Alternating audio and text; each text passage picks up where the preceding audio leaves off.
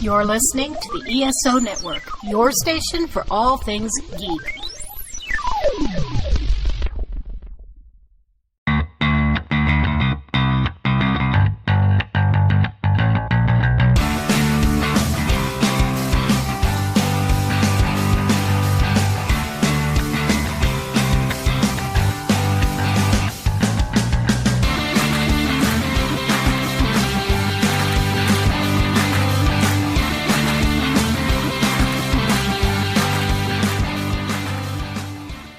Hey, music fans, welcome back to Modern Musicology. My name is Alan, and say hello to Rob Levy. Hey, everybody. The rest of our co-hosts are off doing something or other. They have their own private lives. We don't know what goes on with them. This week, we are going to be talking about all things Taylor Swift. So all you Swifties, welcome to the show. We're going to be talking about the release of the new album, The Life of a Showgirl, and all the other things that are related to that. She did a lot of talk show appearances. There's been a cinema spectacular. There's been some announcements of upcoming things. So all that stuff we're going to get into tonight. And we have two special guests with us. We have Daniel Pierce and Tillman Smoot. What's going on, gentlemen? Hello. How are you doing? We all saw well, not Rob, because he lives in a different state, but the rest of us all saw the Eras tour together a couple of years, 3 years now, isn't it? Yeah. Has it been that long? Hasn't it been? Or has it been 2? No, it had to have been It had to be 2023. Yeah. Oh, no, 2022? I don't know. Who knows? It was a long time ago. But anyway, so a couple months ago, I guess it was, Taylor Swift appeared on what's the name of the podcast she was on? New Heights. The New Heights podcast, and made the announcement of a new album at that time, her 12th studio album, Life of the Showgirl. And that has now, as the time that we're recording, it's been out for about 2 weeks. So our panel here has had time to sit with it and live with it and listen to it and absorb it. And we're going to talk all about that. So let's talk about the anticipation leading up to the release of the album and maybe the initial reception of the album, because there were announcements not only of like the track list came out, but also quite a few variants that have been released over time around the core album. So talk a little bit about all that nonsense. You know, honestly, this is the first album in a while that I kind of have not been in tune with all the lead up. Just because of personal reasons. I was just so busy in my personal life. Yeah. I kind of lost track of what was going on with her upcoming stuff. And I relied on our group chat to keep me informed about what was going on, because I just wasn't in with it. So, but I will say that, you know, prior to this album, I collected every variant of vinyl that she released. And this is the first time that I didn't do that, because I just had a bad feeling that she was going to be releasing a lot. And so I ended up getting the Target exclusive version, and I got the regular version. Speaking of all the variants, Daniel, give us a rundown of all the things. So it looks like there are 30, well, as of right now, because, you know, she could drop something tomorrow, there are 34 unique editions, including 27 physical formats, 18 CDs, 8 vinyl LPs, and 1 cassette, and 7 digital download versions. That's insane.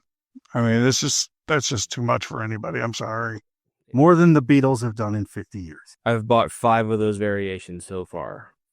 Right. My friend keeps trying to get me to get the Elizabeth Taylor acoustic version. Yeah. I've resisted so far.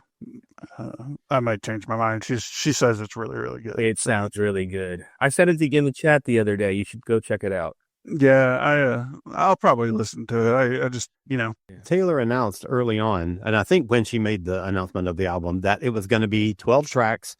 There's no bonus material, nothing else. But luckily, there have been some bonuses, because we've gotten these acoustic versions of select tracks that have come out in various places. But we'll talk about all that stuff in a minute. But first, I want to know each one of you, your initial reactions to the first time you heard the album, what did you think of it? And Tillman, I want you to go last because you have a unique experience with the first time you heard that album. So Daniel, start us off. So I tuned in right at midnight on Friday, and I actually pulled it up on Spotify on my TV to play, which I enjoyed the album going through it the first time, but apparently I didn't listen to a lot of the lyrics, or I couldn't understand a lot of the lyrics coming out of my TV because there were some racy lyrics that when I heard them in the car, I'm like, I did not recognize those words last night when I heard it. But it was good. It was different from what I was expecting. I think a lot of the expectation coming to it was because she was doing this with Max Martin and Shellback, that this would be very Reputation. She's going to go all like electro punk Taylor again, which obviously she doesn't really repeat herself. So that really shouldn't come as a surprise to anybody. But I think it's a very well polished pop album that I listened to on repeat. No skips, nonstop throughout the entire album, all 41 minutes of it. I would say she just seems so happy. I mean, she's just so relaxed, like even on the podcast and even on all these interviews. Like, she's not done interviews in such a long time that it was just good to see her out and about, seeing her on Graham, on Seth, on Jimmy Fallon, and even just on some of these radio interviews and just talking about the music. I mean, you obviously see the passion in her work and in like the way she talks about it. So having heard it the first couple times digitally, I just remember thinking back to my youth of when albums used to have two sides. And I'm like, wow, the first side is a banger. And the second side is a banger in like a much slower way. It's almost like they're two separate halves that are sort of symbiotic next to each other, right? But then when I went to the movie and, you get to the movie theater and not only do you get the lyric videos, which is cool, but you get the big giant sound. And that was like, okay, this is cool. I mean, it was just, sometimes they do those, movie related screenings and the sound is not very good, but the sound on this was impeccable. It was deep. It was rich. You could feel the bass without like having the bass be like really annoying. And I just remembered that it's almost a different album when you hear it in a confined space as opposed to like a big giant room. And I think that's a really interesting duality about it. And I've only heard the main record. I haven't messed with any of the variants yet. And I purposely have done that because like once I heard the record was coming out, I kind of let it go.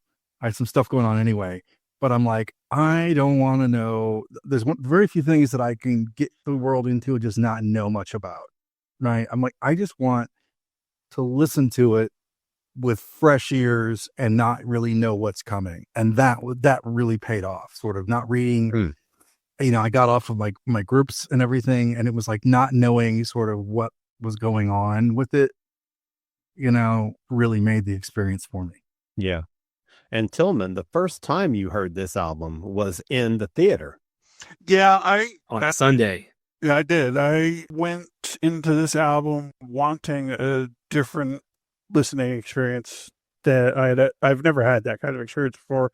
I wanted to kind of do something different. So I plugged my ears for 3 days. I turned off the television stations when they were about ready to start talking about Taylor. I just kind of isolated myself for 3 days. And then on Sunday afternoon, my friend Sally and her cousin Susan we all went to the local theater, and they had listened to it all. I mean, both of them. And I told them going in, no spoilers. I don't want anything. You guys know how I am about stuff like that. I like to experience it fresh. The only disappointment I had with that experience was that because I waited until Sunday afternoon, the audience was not as big as I would have liked. I kind of wanted to have that era's feel when you go see the movie. So anyway, in the movie, they play the clean version of the album, and the lyrics are on screen. So I'm reading along and enjoying myself quite a bit. I liked it immediately out of the gate, but I took what Taylor said about the song Would in the movie at face value. And she said it was about superstition and people that believe in superstition. I took it at face value, and I read the lyrics, and they're fine. So that's how I experienced it. And so that evening I went home and I played the explicit version. But here's the thing. The explicit version isn't that different. It's basically one word. Couple words. Yeah, maybe. In the quote unquote clean version, she still talks about redwoods and hard rocks and magic wands. It's the keyword skies changing into thighs that all of a sudden I said, wait a minute, did I just hear that right? Because I didn't have the lyrics on the screen. Yeah. And so I stopped, I rewound the song, and I read the lyrics again. I was, oh my goodness, it says say thighs. That's strange. It didn't say thighs. And so then I went back really thoroughly and started reading the lyrics, and I'm like, oh my. I was like, this is a very naughty song. So I was very surprised. So, and I definitely had a unique experience coming along that song in specific. And she did some talk show stuff, and we're going to talk about that in a minute. But she did a little introduction of the song and the theater, about the superstitions. And I heard her say something very similar on Spotify. They had the Taylor channel on 13, and she did little introductions for each one of the songs. And she said in that one, that she was basing it on superstitions and things that you could, like knocking on wood and that kind of thing. And that it was like a illustration of a sensitive love song. And I'm like, girl, we know what this song is about.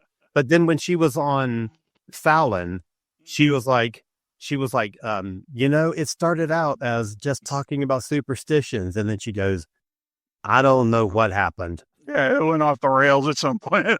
Right. Yeah. So let's talk about, first of all, let's talk about favorite tracks.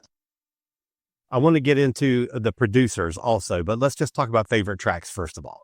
Mine are currently on repeat. I go Fate of Ophelia, Opalite, and then I just jump into Wood.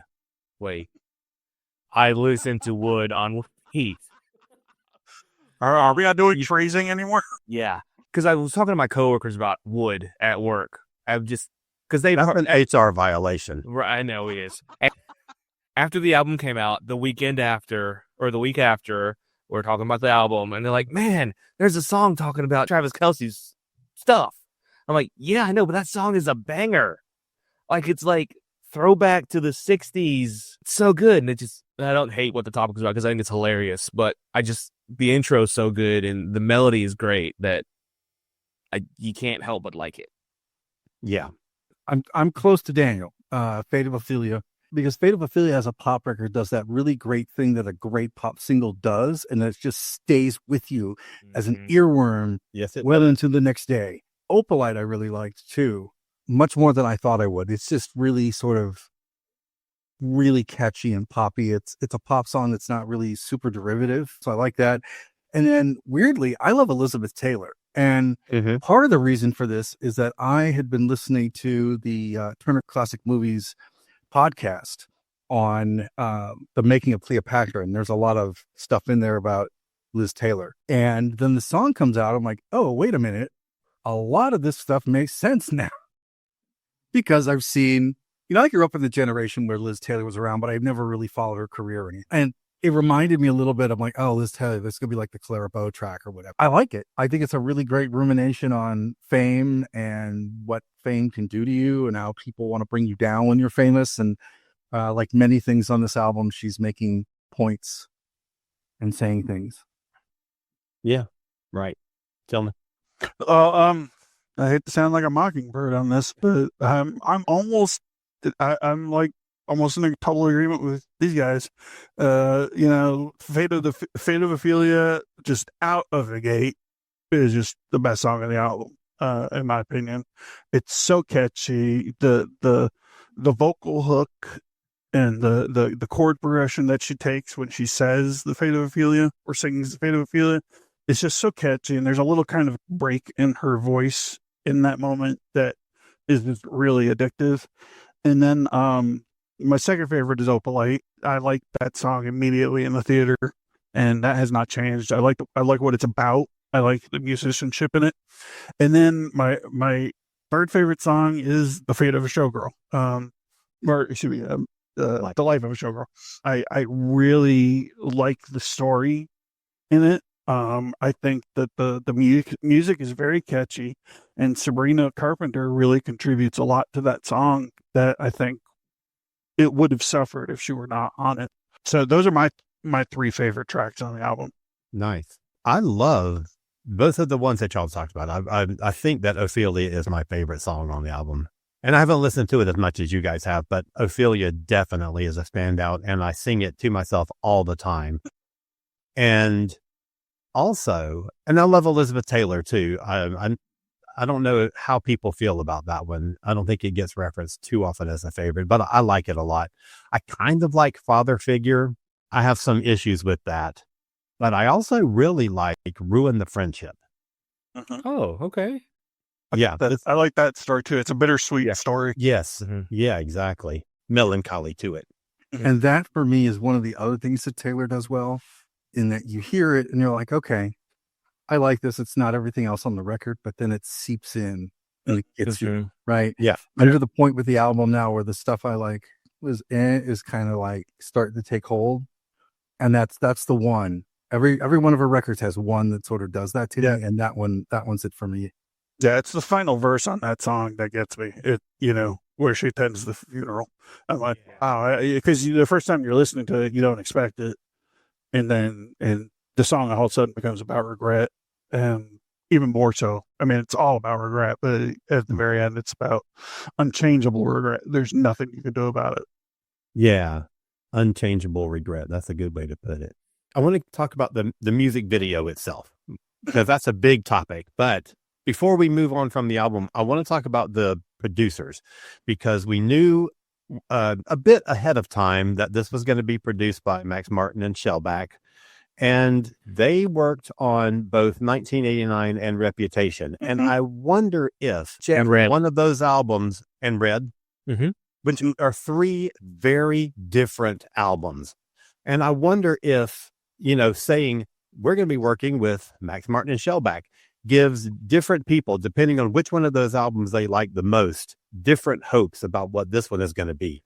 But, it's interesting because every one of those is so drastically different stylistically, and the sound profile of it and everything. And this one is a fourth one that's very different. Yes.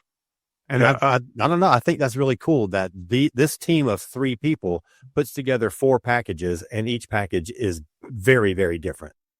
Yeah, it's definitely a progressive series of albums. Everything, her entire career is progressive, but if you were to take those 4 albums and line them up back to back, they evolve audibly, and they're just so different, and I love them so much. They are my 4 favorite Taylor albums. Life of a Showgirl is my favorite since Everglow, but Everglow, I'm sorry. Evermore. Everglow is a K-pop band. Evermore. So I had my hopes up pretty high for this one, and I'm not disappointed at all.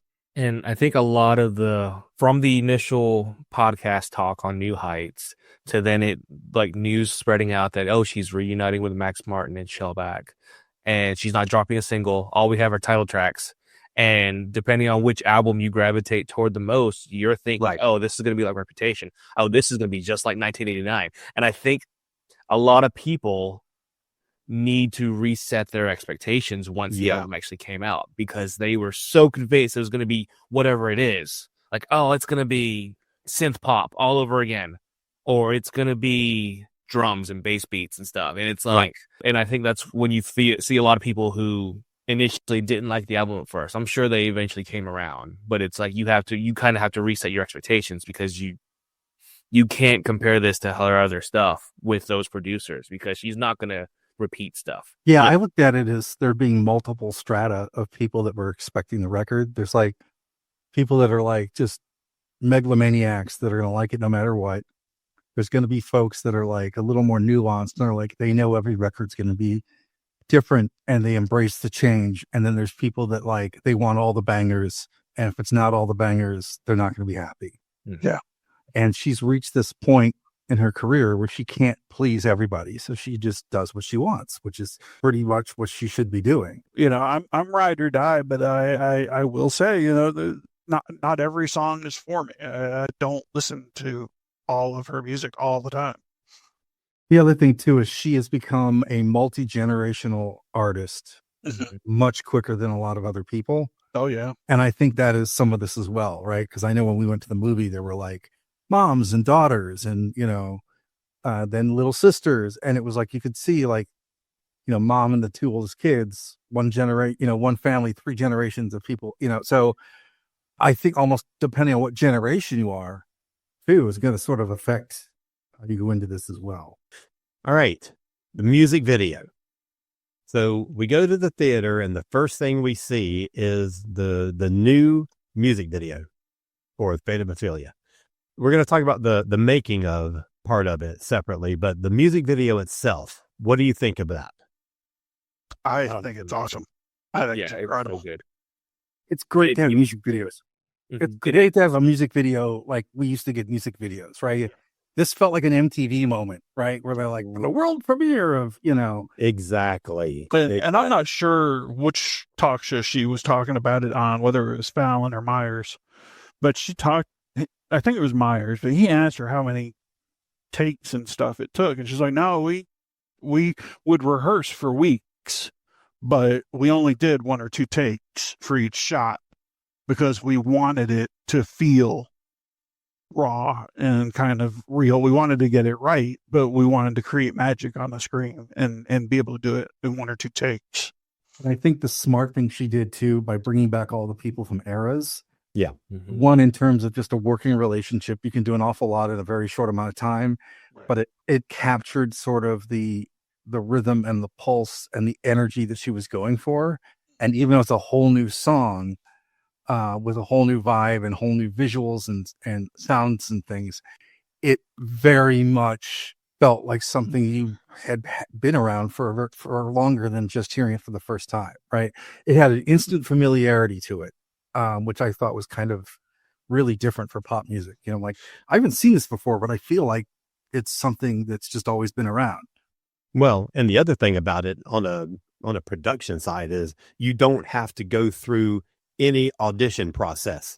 Yes. You that's save true. time by calling all your people back. You know what they do. They know what you do. You don't have to like sit around and look at hundreds of other dancers and say, okay, then this one is not right. This one's not going to be able to get it. You've got this solid group that just walks in and Mandy Moore starts calling out, you know, moves and they know what to do. And there's no music playing. I mean, it's just the Yeah. click track. And I mean, on that interview, I think it was the same interview. She said that nobody had heard the song except for some of the era's dancers, because she was like, well, I knew I could trust them with a secret because, you know, we were on the road together for 2 years, and we changed the show so many times. We had so many surprises. If anybody's going to be able to be trusted, it was going to be them. Mm-hmm. And hats off for making her own bread. Right? Oh my God, the bread. Like she's that art intrinsic that she has to make her own bread for her video. Well, I thought it was funny that she was like, she almost had to ask permission if her bread could be in the video. Even though she's the director, like she's the boss of everyone, but she's still looking for an authority figure who's like, they're like, oh yeah, it's fine, put your bread in it. She commented on that in one of the talk shows. She's like, yeah, I realized about halfway through what I was saying. It's coming off as a complete moron. It's like, oh no, it's my video. I'm directing. I wrote it. I just really want to try her bread. It just looks so good in the music video and just on all these talk shows she's gone on. Just, it looks delicious. So the video's been out. So I was on YouTube because I watch this video at least once or twice a day. It came out Sunday at 7 p.m. after the movie, after most of the movies had finished airing for the weekend. And so that was about 10 days ago. It's currently sitting at 62 million views. Jeez. Which is crazy to me. Yeah. And even the visualizer, which I guess is just the music playing against maybe a couple of still photos, that's got 12 million views. Wow. That's nuts. And I'm Right. just like, I'm trying to I'm trying to compare this to her other lead singles that she's done previously, and I don't know if the other ones of the most recent albums have really hit as much as this one has. Like, you see everyone trying to do the dance moves on TikTok and Instagram, or I'll do them at my desk sometimes when people aren't looking. You didn't really get that with Fortnite or Anti-Hero. I mean, Anti-Hero seemed like it stayed on the airwaves forever. Yes. Yes. Yeah, it was No. more low key, and this is definitely more of a pop song. Mm-hmm. She Right. is, again, like several other artists before, incredibly in tune with technology. And she has taken her game along for the ride with the technology as it changes. She is all over all these new ways of promoting videos, and getting her music out there and getting her messages out there. It almost like she doesn't have to hire anybody. She can just say, "Hi, make this," and put it out there, and it'll all do it by osmosis. Mm-hmm. Whereas in the past, they would just throw tons of money at production to get, billboards and everything done. Right. This is a whole new landscape for music promotion as well as being groundbreaking as a record. And I don't think many other artists have that ability to do it. I think she's kind of this rare phenomenon where she can do that. She can drop an album on a podcast, and then 3 months later, it sells 4 million copies. So what's your favorite moment in the video? Your favorite vignette? There are two moments that I really like in the video, and they're totally just because of her appearance. I like her with the dark brown hair when she's on the ropes, because I've always thought she had really good skin for a dark hair. In every video that she's had a dark hair in, which is, I guess this is her third one that she's worn a wig or had brown hair in, because she played the bad guy of herself in You Belong With Me, and in Wildest Dreams she had black hair as well. So this is the third time. But the other one, and you go back and watch it next time, is the red hair, because when she's on the ship, because I just see Nicole Kidman when she's on screen. She just looks so much like Nicole Kidman to me in that scene. Yeah, I love those two. I agree, because I love the dance moves in that bar speakeasy scene with the dark hair, and I'm slowly trying to learn those moves, and it's not really working out in my favor. Oh, they get over my hips like that, so I can't do those. And the hips don't lie. But the boat scene, I love all her male dancers just hamming it up in the background. Like, I don't even watch Taylor at this point in those scenes, because it's just that set is incredible with the ship, the billowing waves, her backup dancers her backup singers popping out of the water, and just her dancers hamming it up. But I also love the scene with the all the flotation devices. Wow, sorry, I'm struggling with words right there. I thought that was great too. Sorry, I love everything about this video, and I thought she did such a tremendous job showcasing showgirls throughout the eras, which I thought was so incredible. What I really loved is the nod to the Ronettes when she's doing the sort of 60s nightclub thing. And then that opening shot where she's in the painting as Ophelia. Yeah. Having seen that painting in real life, I was lucky enough that even me with my garbage art history class remembered that picture. I like that. I also like the nod to Gentlemen Prefer Blondes that she was doing. And the whole little bit of how, when she's telling the story where they talk about, the paparazzi, and they show the person popping in the window and taking a picture, and she scurries off, because it's like, that's the only time she's not in time with the song. She's like, "Oh, I'm running away." I really kind of like that. I thought that was kind of a nice little playful twist on it. But going back to what Daniel says, the thing about the ship scene, which she deliberately did apparently, was that she wanted the guys to do what they were doing just on their own, because she wanted to capture the moment from the Eras tour of the band, when the guys are all walking around with her and being hams on stage while she's singing the song and being silly and acting stupid. She wanted to capture that and kind of revisit that moment in that particular spot. every time I see it, the thing that I think about is the final shot. She's in the bathtub. The water is up to her chin, and the only thing that moves is her eyes and her mouth. She darts her eyes over to the camera and she, mimes the last line of the song. That means that she put on that costume, the hair, the makeup, all that kind of stuff. She then got in a bathtub and she just laid there motionless until the water settled down to nothing, So she had to be there for half an hour at least before they did the first take of that shot. You're just waiting for the water to not be moving. That would have been, I guess, the second time she had to do that, because she says in the movie that the last shot was meant to replicate the photograph. Yes. So she had already done it Yep. once. So now she had to do it again. Yes. Yeah, hadn't even crossed my mind. Yeah, that's interesting. I didn't even think about that until you mentioned. I have a question for each of you. And I'm probably going to be the only one that has my answer. Which version do you prefer of the album? Oh, I know where you're going with this. Clean or explicit, right? I mean, I am not a prude. I am not afraid of cuss words in songs. Pussy Control is my favorite Prince song. So it's not something that I shy away from, but I prefer the clean version. I just don't think that when she says things like my dick is bigger, that it comes across as genuine. It just feels forced and it doesn't feel like it. She has to change the lyrics for radio versions anyway. And most of the ones that she has done, like Vegas Acrobat instead of GD Acrobat, I think are better than the cuss words that she used in the first place. So I kind of just prefer in most senses, the clean version. Oh, you didn't. Yeah, I like Taylor cursing. It's fun to hear.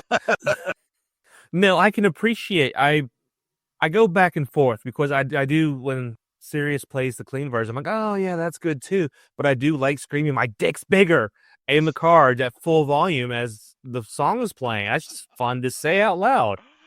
Oh boy. But I do also like the lyric, my check's bigger, because I like the symbolism there. Yeah. So I appreciate both, but I appreciate that she actually does do a clean version for her younger fans. Yeah. And that they're actually like well thought out clean versions and not they're not just bleeped bleeped out.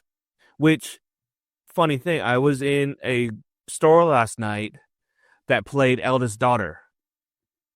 And I was like, wow, that's crazy. So it was a clean version, but they still bleeped out about being the first The baddest? slaughter. No, they bleeped out being the lamb to the slaughter. Oh, okay. I thought that was odd. It was like just a long period of this emptiness that was bleeped out. I mean, that's weird. I thought That's just radio vernacular. That's kind of strange. I thought that was odd, but yeah. But I'm just happy to hear the new album in stores now.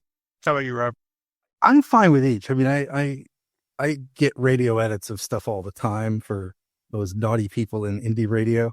But this, the amount of effort she puts into it, like Daniel said, is really what makes me appreciate those. It's almost like two separate albums, just lyrically, but just the amount of minutia that she has to do another version to a clean version instead of just half-assing it and beeping it is pretty great. And that shows a sign of like musical OCD. And she's like, no, I'm not going to beep it. I'm going to give I'm going to give these people everything. I said I thought I might be the only one, but I guess now Alan and I are the same way. Yeah.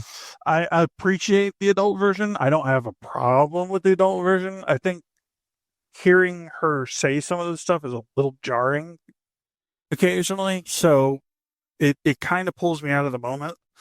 But, she's cussed in other songs before. Yeah. Going all the way back to, I think, Folklore maybe was her first Reputation. Did she do some Reputation? Said.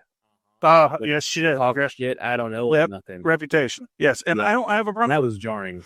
Yeah, but I love that album. I have no problem with it. But for some reason, it's just the phrasing. Maybe it was because I was exposed to the clean version first. I don't know. Yeah. But I like the line, my check is bigger. I think it's better. I think it's a better play on words based on what the subject matter is at that point. Yeah, and one version is sort of a take on misogynism, and another one is a take on capitalism and commercialism, and sort of the themes that she touched on in A Man or The Man, Yes. right? Yes. So it's almost two sort of statements with one song. Yeah, I absolutely agree. And that's it. And I mean, I actually prefer Baddest to Bad Bitch. I don't know why. I just don't like it on the new album. But like I said, it's not that I won't listen to it and enjoy it. It's just I prefer the clean version. So on Spotify, I've saved the clean version. And it's funny. I was telling my daughter, because she had only heard the explicit version of Wood, and I was telling her, yeah, if you hear the clean version of Wood first, you don't really think about it, but you change. She's like, what do you mean? And I was like, well, you only really need to change one word on that song, and all of a sudden, the clarity is there. I mean, it's obviously a metaphor, the entire song, but that's the key to the metaphor, Plus, that song is just super ass catchy because Oh yeah, that it's very catchy. the beat is you've not heard anything like Yeah. that in the Taylor song before, and it's just so funky. It's so groovy. Yeah, musically, I love the entire album. There are no skip tracks on it for me. I just love it. I adore it. I want to say really quickly about the explicit versus clean. I made two allusions, one to Taylor, one to Prince. I don't want anybody to think that it's because it's a girl saying the cuss words that I don't like, because that's not the case. Go all the way back to the first Pretenders album, and Chrissy Hine talks about shitting bricks and tells the listener to fuck off in two different songs. So I have no problem with a woman cussing. And plus, anytime Adele is on stage not singing a song, it's just uppy to the audience. Oh, she's got the foul mouth. And she's the funniest thing I've ever seen. So it has nothing to do with Taylor being a woman that I don't like the the closest analogy I have is the Benjamin Franklin song by the Decemberists was the first time I'd ever heard Colin Oleg curse. He uses the F word several times in this song, but he didn't write the lyrics to the song. Lin what's his name? Miranda Hamilton. Lin-Manuel. Yeah, Lin-Manuel Miranda. He wrote the lyrics to the song. It was a cut track from Hamilton that he wanted the Decemberists to record. So anytime the Decemberists play it in concert, he actually prefaces it and says, look, I'm sorry about the lyrics, but I didn't write them. It's just funny to me. That's how kind of where I'm at with it. I don't care if you cuss as long as it fits with what you're doing. So we've mentioned the talk show stuff a little bit already. So I want to go ahead and get down to the most recent news that we've got, and that's the announcements that were made very recently about some upcoming things on Disney Plus. So Daniel, take that away. Oh my God, I'm so excited. So on Good Morning America, was that just yesterday? Sorry, I'm tripping out. I don't know what day of the week it is. It's Wednesday. On Monday, Yes. they announced that Taylor is going to be dropping a 6-episode documentary on December 12th. So for all the Easter eggs with 12/12, that's why. But in addition to that, she is dropping the final show of the Eras Tour, which took place in Vancouver, which also will include the Tortured Poets department, which she added to the tour after that album was released. And as you guys know, I have been lobbying to see that part of the tour for a year and a half or whatever, because I just like, you know what? I just think it's unfair that they got an entire section of the tour and we never get to experience it. Mm-hmm. Yep. And I knew, I mean, people were talking like, oh, they were filming that episode. They were filming it. It was just a matter of when she was going to drop it. And it coincides with the whole showgirl thing, because she says the album Life of a Showgirl is about her life during the Eras Tour, everything happening backstage, not necessarily what's happening on the front stage. And so this is her kind of closing the chapter on the Eras Tour, because I mean, I don't think she's ever going to do anything like this ever again. Yeah. I mean, they're talking residency now, aren't they? Right, yeah. I think the rumor is residency or something like that. And so, I mean, you close the chapter, she's done a book. So, of course, next is the documentary, which I need that documentary to be as long as some of these Stranger Things finales that are coming out in the fall. Those are like 2-hour things. Like I want to know every single little detail about everything. All right. I'm just putting that out there now, Taylor. anything mundane, I want to hear about what you're doing with this tour. You want to see her baking the bread. I would watch an entire cooking show with just her baking her bread. I'd be into it. They should put her on Bake Off. But Daniel knows that ever since we saw the Eras tour, I have been saying very consistently, I want a documentary. I want to know everything about how this show was put together. I don't think I'm as big a Swiftie as you guys are, but I'm fascinated by how shows are put together. Yes. In the making of that we saw of Fate of Ophelia, it starts with her on a Zoom call telling people, this is the ideas that I have. That's where I want this documentary to start. I want to know the first time that she described an Eras tour and what that means to her team. I want to know what's this, I'm sure she started with a massive set list and then pared it down to the 3.5 hours that we got. I want to know what that process was, what songs were on the list that didn't make the cut. I want to know how you rehearse that kind of show, where you go to rehearse it when you've got a stage that massive and with levels that rise and fall, and you do stage dives and all this stuff. How do you rehearse that stuff? Yeah. I want to see the first time that Mandy Moore said, Taylor, I want to show you, this is my idea for what we're going to do with this tour. And she shows her the routine that she's been working on with the dancers to Willow. And it made Taylor cry. I want to see that. I want to know everything about how this show was put together, conceptualized, rehearsed, everything. Yeah. When I was in Kansas City watching it, I almost wanted 2 shows to the sense of like, I wanted to be able to have a screen where I could watch the actual concert and then the one showing how they did it. Because I was utterly like almost distracted from some of the stuff on the stage sometimes watching, wow, look at that. The whole bottom of the stage is like now blue and this is sinking, or, wow, they have the flames going on. I'm still fascinated by her shattering the glass whenever that stuff's. I want to know whose idea that was and how you put together a routine. And then who is it that comes up with having to program the visual part of that stage to interact with all the motions that the dancers are going through. Like in Willow, when They have around the light balls. No. On the floor. Oh, yeah. The fire follows their footsteps. Yeah. That blows me away. And so I'm looking forward to all that stuff. I also want to know when they're going to Europe and Poets Department is now out, how did they retool the set list? They had to drop songs in order to fit 7 new songs in. Did they debate, or I'm guessing, did she debate which song she's going to? Were there ones that she dropped that she wished she didn't have to drop? I want to know all that stuff. Yeah. I want to see every bit of it.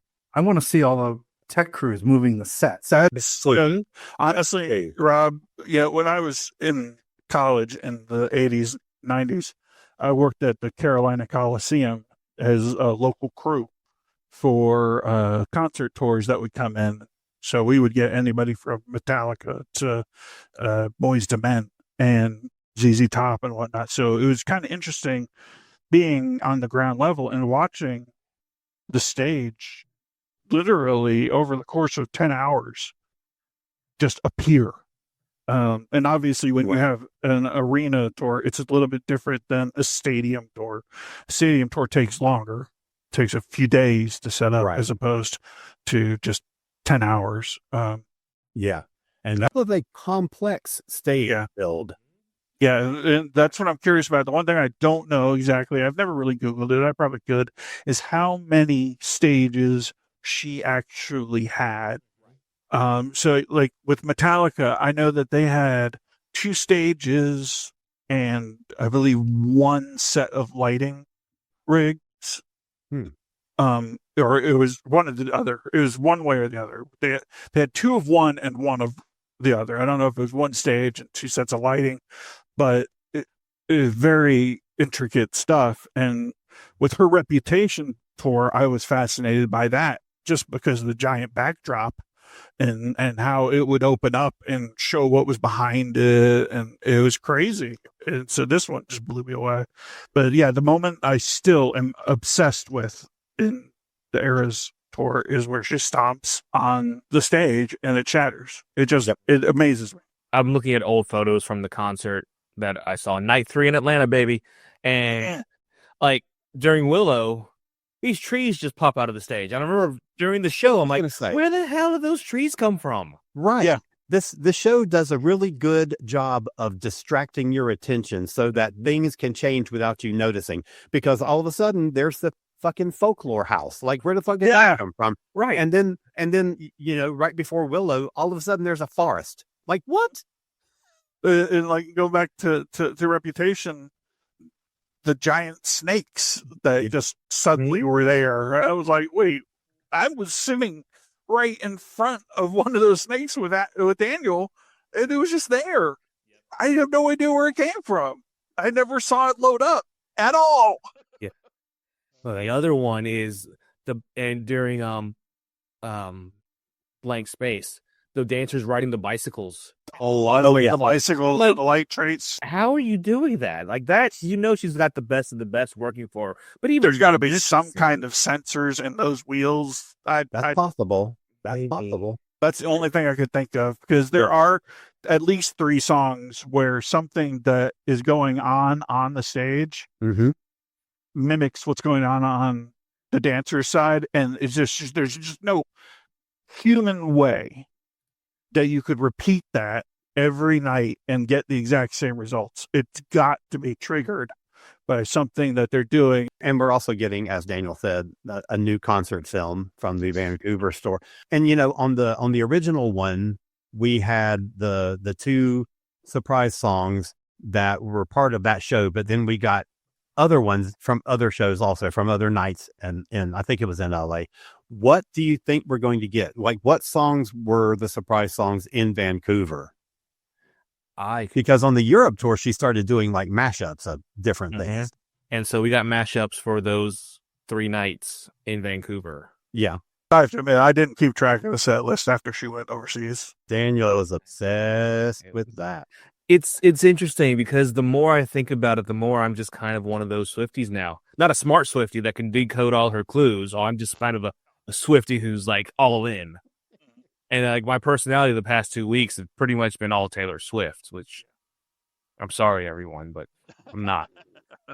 But so night 1, she did a mashup with Haunted and Wonderland on guitar. Then the piano was Never Grow Up on the Best Day. Night 2 was a mashup with Gracie Abrams, featuring I Love You, I'm Sorry, and Last Kiss. And then piano was Tortured Poets Department and Maroon, which I really want to hear. And then night 3, A Place in This World and New Romantics. And then the very last song of the surprise songs was Long Live with New Year's Day and Manuscript. Ooh. Which is a really interesting match. I'm hoping we'll get all those nights. Okay. So where do you think, after this documentary comes out, where does Taylor go from here? The altar. Yeah, that's the right answer. I think she's going to take some time off. I really do. I think she's going to work on her personal life for a little while, get that all squared away. Make some more bread, and spend time as she should with Travis. And then we will get a 13 when she's damn well good and ready to make it. And it's going to be an amazing album, because I really think she's going to hold off on that one until she feels it's perfect. Well, we also have some anniversaries coming up in the next couple of years. I mean, next year is the 20th anniversary of debut. So I'm hoping that's when she releases some vault tracks. Did she say she had actually re-recorded debut? And so she might actually release a Taylor's version of that. I wouldn't be surprised if that actually comes out. Yeah. Yeah. And I'm hoping 2027, 10 years since Reputation. So maybe I don't need Trigger, but we get vault track. I don't want a Taylor's version of Reputation. I was resisting that one. Yeah. My guess is they will announce the end of the documentary debut. You think? And I'm wondering if that comes out at Christmas. That's too early, I think. But ours before I don't know. Merchandising. You gotta put in time for merchandise. He's done those variant covers. They're probably already hard at work on the next 15 variants of the next. Exactly. Oh, I'm sure. I'll don't worry. Yeah. Go ahead. Oh, and I was just gonna say, I think she's gonna ride the showgirl wave for at least going into the new year, and that we don't get anything until maybe spring for debut. When did the debut album actually come out? What was the date?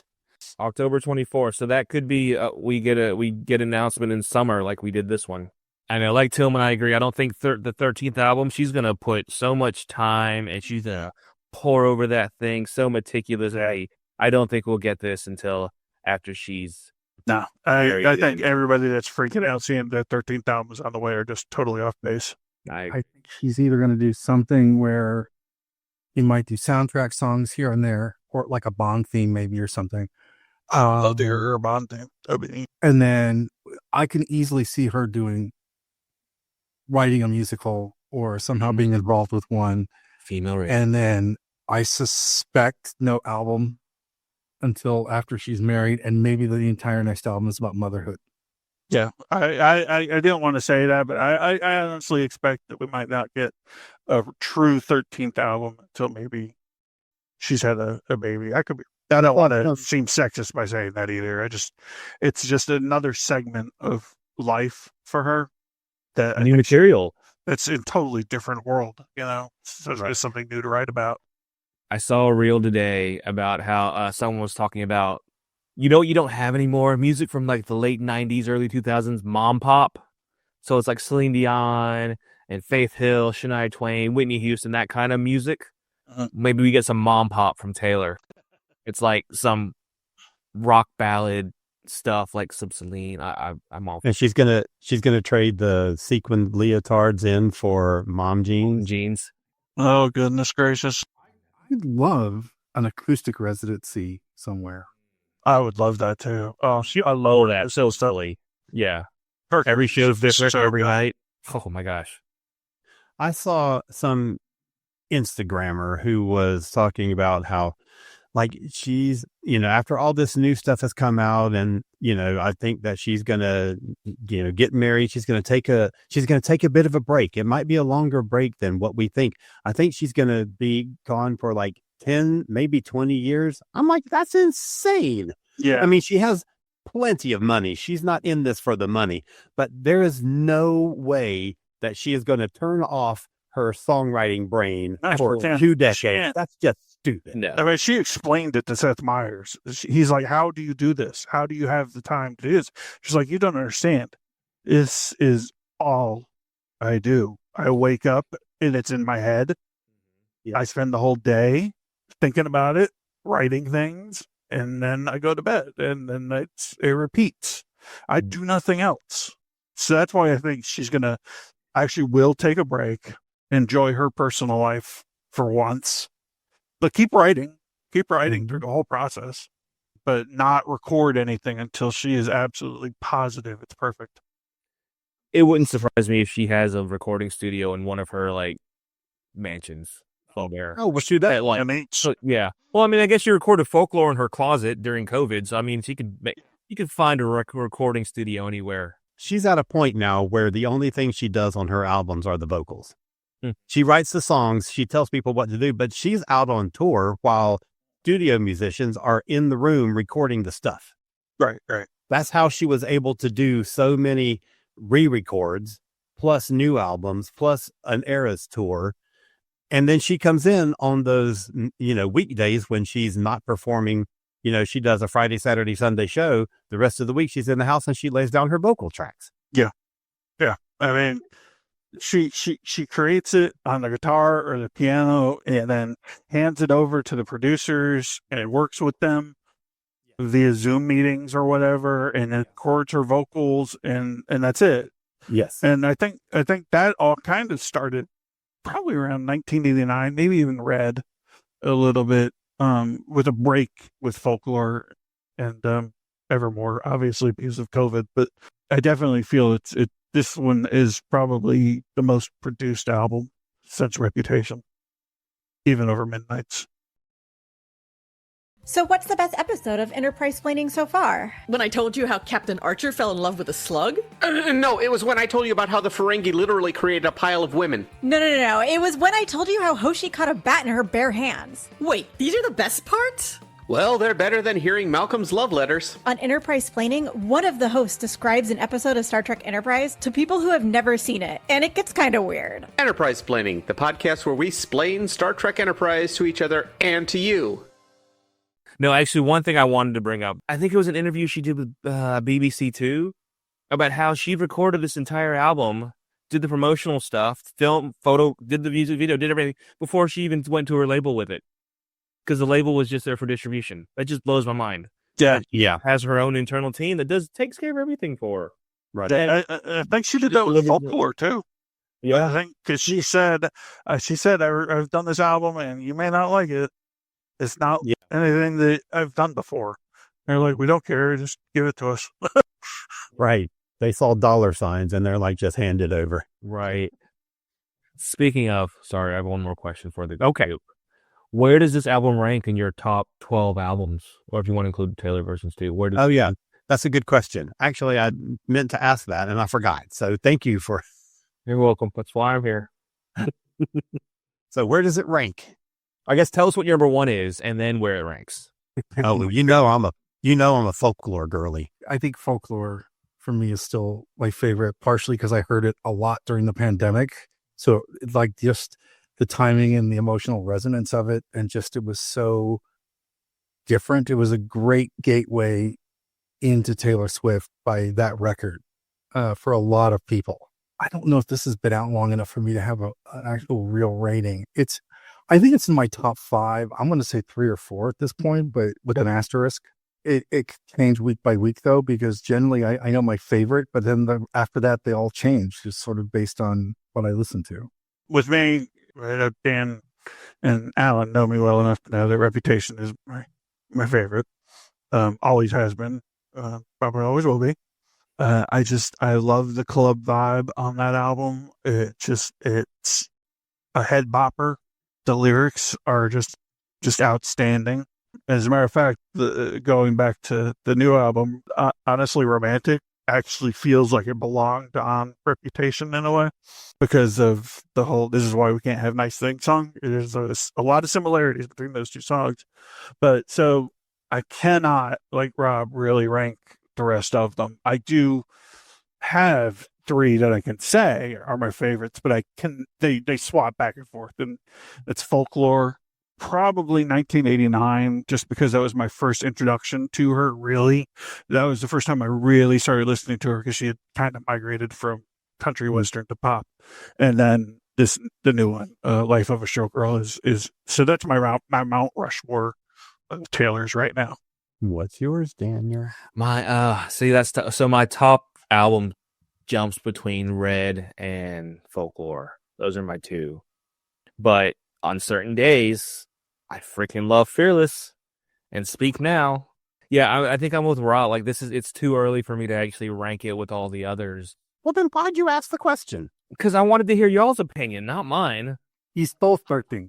Here's a very formative opinion. He's Odysseus trying to come home. And I don't want to, I don't know. I don't know if it's top 5 because I just love the other album so much, but I freaking love Fate of Ophelia, like nonstop. Like that's just in my head. So I'm like, does that one song outweigh some of the other albums? That's where I am right now. Kind of my 4, but then Daniel reminded me how much I like Red. Yeah, Red is a song. I actually prefer Taylor's version of Red because of the extra vault tracks that are on there. Let's talk about, just super quick, first single, first video from each of the past albums. We're talking about Fortnite. We're talking about Antihero. We're talking about Me. How does this stack? How does Ophelia stack against those other ones? The first taste you get of a new album. Because I think this is much better than I think that was the best out of the gate video she's done. Yeah. The way that it just sort of stays with you. And I heard somebody the other day who's a music writer I respect compare it to listening to like a really good Blondie record in the late 70s. It sort of had that sort of earworm thing that Blondie had going on. And I thought that was kind of an interesting comparison in that, like, when you heard the record, you're like, okay, there's some stuff here. And then the more you heard it, it got under your skin. But I think this is one of those songs that you will stop what you're doing and just set it aside and just listen. I think that Ophelia is as good in a very, very different way as Shake It Off. Yeah. Shake It Off was a fucking phenomenon. Yeah, it was a fun. That was really the gateway for me. That was really the thing that made me think, okay, fine, I'll surrender. I'll start, paying more attention to Taylor Swift, because I really, really dug that song. For me, this is her best video since Ready For It, because I'm obsessed with the video for Ready For It, just because I love Ghost in the Shell, and she full on does Ghost in the Shell in this music video, and the effects are cool, the story is cool. It's just a cool song, and it's a cool video, but this is my favorite music video she's done since then. Yeah. Favorite pop song she's done probably since anything off of Lover. I actually was Googling all the lead singles off the records. And I think, Fate of Ophelia is probably my favorite, and probably one of the best lead singles that she's put out. I mean, Folklore had Cardigan, Evermore had Willow, and both are great. But I think going back to, like, Look What You Made Me Do, I love that song. I love it on the Eras tour. It was so great, that transition to that song. And the music video for that was just so clever. Yeah. All her pastel. Yeah. Like, it still amazes me, like, as an artist, how she's been able to clearly define her eras. Even then. Even then. That was the thing. And even, like, that was 10 years ago. Yeah, she had all those different versions of herself in that video. Yeah, she had all those different versions, all those cosplays we saw on the tour, and she's created new ones. And it's blown my mind how much care and thought has been put into those eras and those identities. And they're so easily recognizable. Yeah. No, I had actually forgotten until you just mentioned it. But yeah, Ready For It wasn't the first track off of that first release. It was Look What You Made Me Do. I'd forgotten about it. I just became obsessed with Ready For It. Well, it's a great video. Yeah, it's a phenomenal video. All right. So that's going to bring it home for us this week. So that's our wrap up of the current era of Taylor Swift and all the stuff that's coming up. And we might be going into a little bit of a quiet period for a while, and I think that'll be okay. She needs it. She needs a break. We need a break. So, we've had an avalanche of Taylor stuff for the last few years. Yes. So I think it's going to be good for her to take a little step back and then to come in again in a few years' time with something and I would expect it to be a complete surprise. Like, she's just going to drop an album in the world's lap, and holy cow, there it is. Yeah. Anyway, total agreement. Yep. So Tillman and Daniel, thank you so much for joining us. Thank you. Thanks. All right. So everybody, join us again next week. We will be back with whatever show we are back with. Tune in to find out. Everybody have a great week and keep rocking on. Bye, y'all. Bye.